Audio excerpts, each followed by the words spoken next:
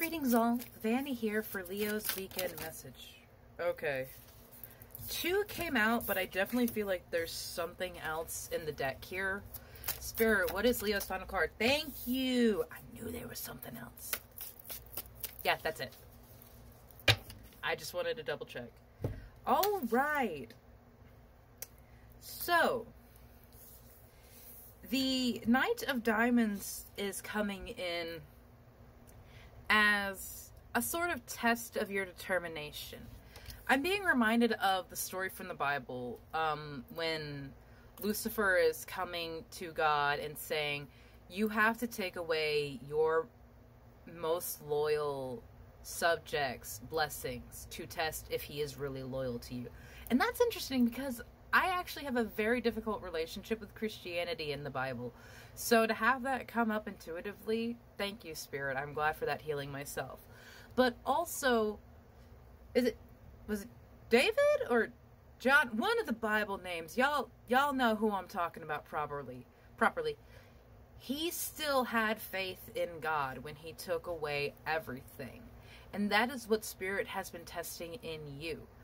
While the Knight of Pentacles is known for his determination to go after what it is he wants, when it is the lack of the reward or the fulfillment or actualization of it, is when the anxiety and trepidation and doubt comes in.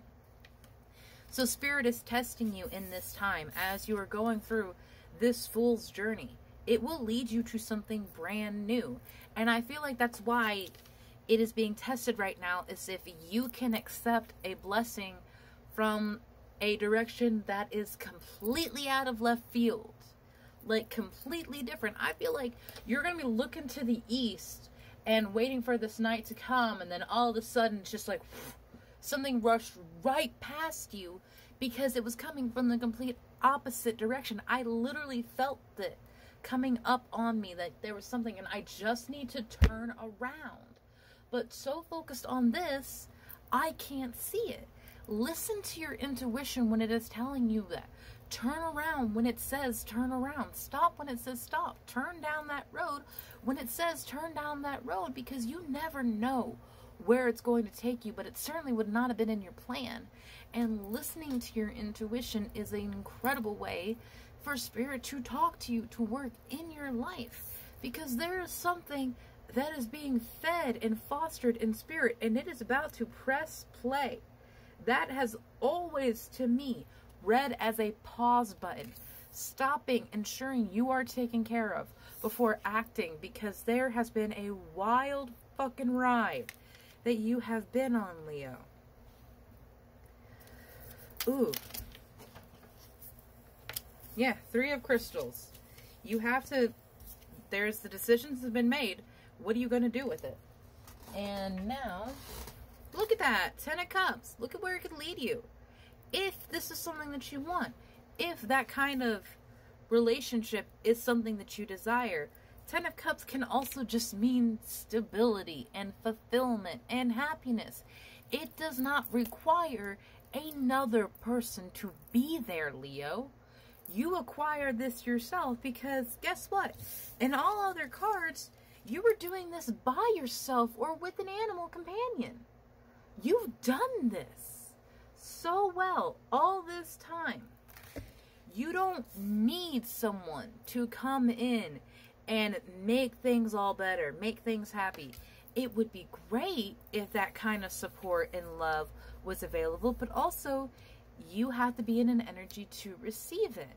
And speaking of the queen of not receiving love that she deserves, that can be very frustrating, because your own blockages, fears, and anxieties create this sort of turmoil shift of, I want this, but I don't believe I deserve this, or I'm not sure how I'm going to get this, or when it is here, I believe it's going to hurt me, or it's going to leave. And I recognize that frustration. I recognize that very much, my love, because when we have been in a defensive fight or flight energy, we are wary of blessings. We are wary of people coming in with genuine compliments because we're like, okay, is this person saying something because they want something? Are they being creepy and going to try to hurt me? Or are they legitimately saying this? You have updates to your system that have come out. This always makes me think of meditation, getting quiet, and if that kind of visualization helps, then do that. Plug a cord into yourself and let that drain out what needs to drain out and be refilled with what it must be refilled with. Because that is one thing that I want to remind you of, my love. When you empty your cups, when you drain them of everything that you have to ensure that it is being refilled with what you wanted, with the energy that you needed, because otherwise you're just going to repeat the process again and again and again until you learn to refill the empty cup with the energy, intention, and vibration of the life that you want to live. Updates to your system has been brought by Best Case Scenario. That sounded like a sponsorship for a second. Brought to you by Best Case Scenario. But there is a point in that. What the best case scenario states is look for that. In life, we unconsciously or automatically say, what's the worst that can happen? And you notice how things tend to go to shit?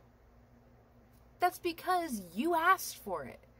You asked, what is the worst that can happen? And they will show you the worst that could happen in a situation, because that is the energy you sent out, that is the intention that you wanted, and that is the vibration that you resonated on.